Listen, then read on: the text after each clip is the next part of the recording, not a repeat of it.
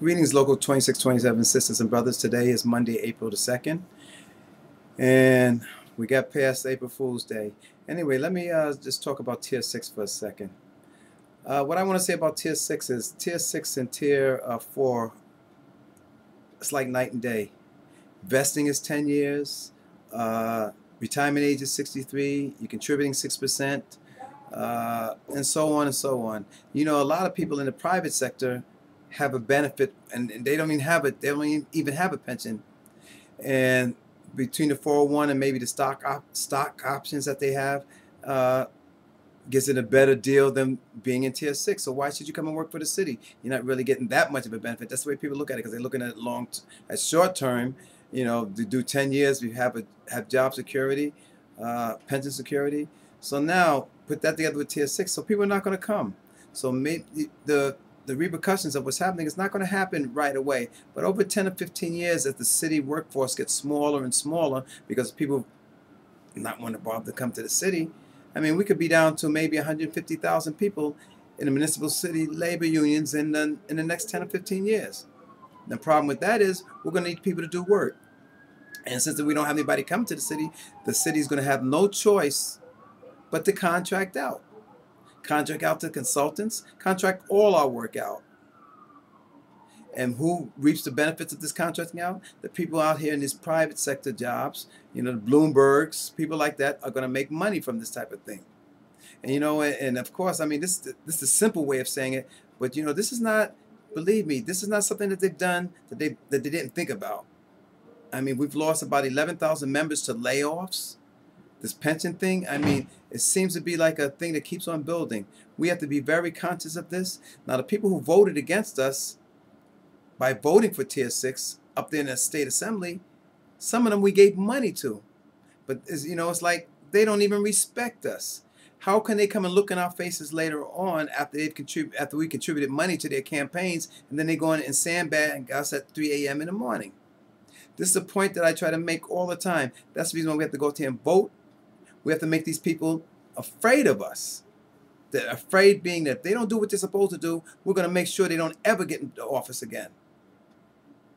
Now, I want everybody, and when I say vote, I'm serious about this. These little things that they're doing right now are the little things that are nickel and diming us. And as sooner or later, it's going to get to a point where we're going to be out on our butts.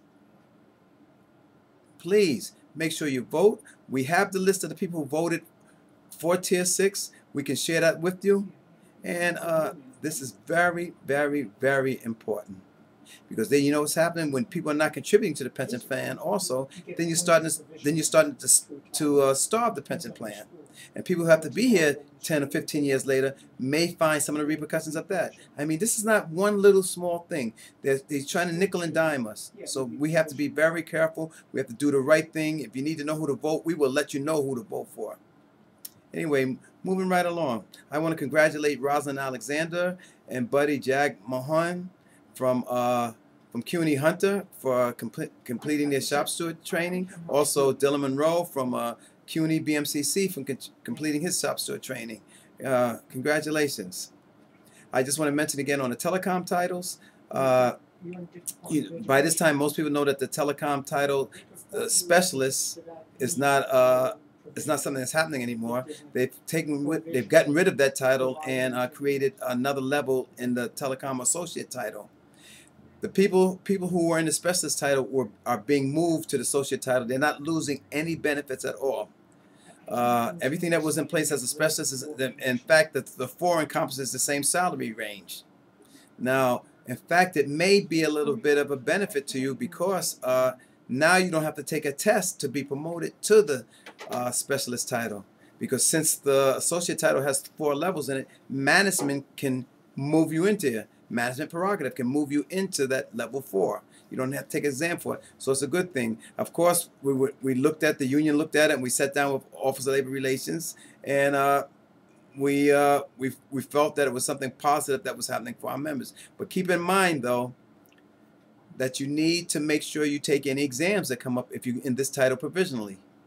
If you're a step up into the telecom titles, when they do take an exam, and it looks like this is going to be the next group of exams that come out, because you remember in November we were supposed to have telecom tests, and they they said they postponed it.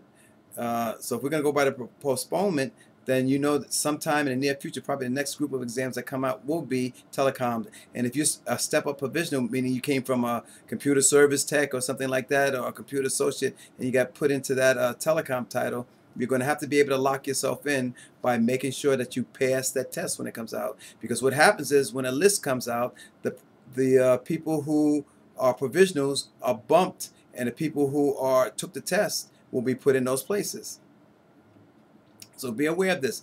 Make sure your skills are honed, and make sure you take the exam when it comes out. And of course, the local will let you know when the exam is coming out. We will be doing some negotiation with DoITT from people being, was actually negotiation labor management from people who are going to the 3-day week to the 5-day week. It's something that they can't just do arbitrarily. It's something that has to be discussed with the unions. So anybody who's being affected by this right now, we're on top of it. Right now we're waiting for a date. We should have the date in the next 2 days, and when we're going to be sitting down at the table with DoITT to discuss the people going from 3 days to 5 days. Good and welfare this week. Raquel Lipton from HRA, she had a couple of injuries. We hope that she has a speedy recovery. And from a Department of Probation, we had Yvonne Sierra. She's been ill for a while, and we're hoping that she has a speedy recovery. As always, we want everyone to have their speedy recoveries and hope that they don't have any more trauma in their life. And we'll try to make sure that everything is right for them when they get back to work. Remember, you have to vote.